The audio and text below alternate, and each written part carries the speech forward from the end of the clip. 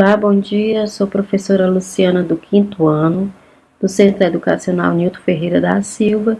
Estamos aqui para mais uma videoaula, aula de História, e hoje nós iremos falar um pouco sobre entradas e bandeiras e as invasões holandesas. Tudo isso começou, essas invasões, esses acordos aconteceram com o intuito da expansão territorial. Diversos fatores contribuíram para o modo como o território brasileiro do período colonial foi sendo ocupado, povoado e posteriormente ampliado. Entradas e bandeiras. As principais motivações foram pobreza, busca de metais preciosos, necessidade de mão de obra, mapeamento da terra, mitos sobre o Eldorado, as descobertas espanholas de ouro e prata. As entradas tinham patrocínio da coroa. Várias bandeiras atacaram missões indígenas jesuítas, especialmente em terras espanholas, Esses tipos de bandeira, que era de prospecção, que era de caça aos indígenas. Definições.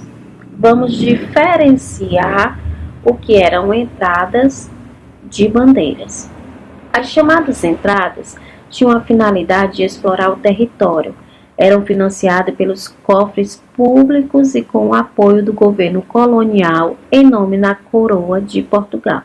Ou seja, eram expedições organizadas pelo governo de Portugal. Já as bandeiras foram iniciativas de particulares, que com recursos próprios buscavam obtenção de lucro. Seus membros ficaram conhecidos como bandeirantes. As monções eram expedições fluviais paulistas, que partiam de Porto de Feliz às margens do rio Tietê. A principal diferença entre as entradas e as bandeiras era que as entradas elas eram patrocinadas pela coroa de Portugal, enquanto as bandeiras elas eram patrocinadas por recursos próprios, de particulares, de donos de territórios. Fatores que fizeram de São Vicente o centro irradiador da maioria das bandeiras. Como nós sabemos, lá no Tratado de Tordesilhas, São Vicente, foi um dos lotes que teve sucesso. Os fatores principais de São Vicente, o centro radiador da maioria das bandeiras, foram a decadência econômica da capitania, que não produziu açúcar, a falta de contato da capitania em relação ao centro povoado fez com que seus moradores procurassem o interior. Sem opção para a agricultura, os paulistas saem à procura de metais preciosos, a caça de índios para substituir a mão de obra escrava que estava em falta para a produção do açúcar, e a invasão holandesa nas regiões da África, de onde o negro vinha, de onde vinha a mão de obra. Invasões na América Portuguesa. As invasões holandesas, quando os holandeses chegaram ao Brasil. Acordos coloniais entre portugueses e holandeses. Brigas políticas entre holandeses e espanhóis, União Ibérica, proibição da Holanda em comercializar nos portos portugueses e brasileiros. Essas foram as principais causas das invasões holandesas.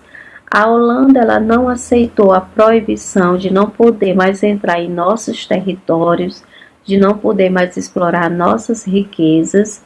Então, ela começou a invadir os nossos territórios, como sempre, atrás de grandes lucros. A primeira invasão aconteceu na Bahia. Em 1624, líderes holandeses Jacob né, e Jonathan, e a resistência colonial, Matias de Albuquerque, no exército espanhol. Segunda invasão aconteceu em Pernambuco, 1630 a 1654, comandada por Hendrik Long. Nos 7 primeiros anos, conflito com os colonos. Após esse intenso conflito, foi nomeado Maurício de Nassau para comandar a colonização. Lembrando que, né, as invasões holandesas também não obtiveram sucessos, né, mas com tudo isso aconteceu relações econômicas com os colonos, né, aconteceu a tolerância religiosa, muitos empréstimos, o comércio de escravos e incentivo à produção açucareira, né, que era a riqueza naquela época. Fim, espero que tenham gostado da aula. Façam a leitura novamente dos textos explicativos nos livros. Confiram lá as nossas atividades de revisões. Um beijo e até a próxima.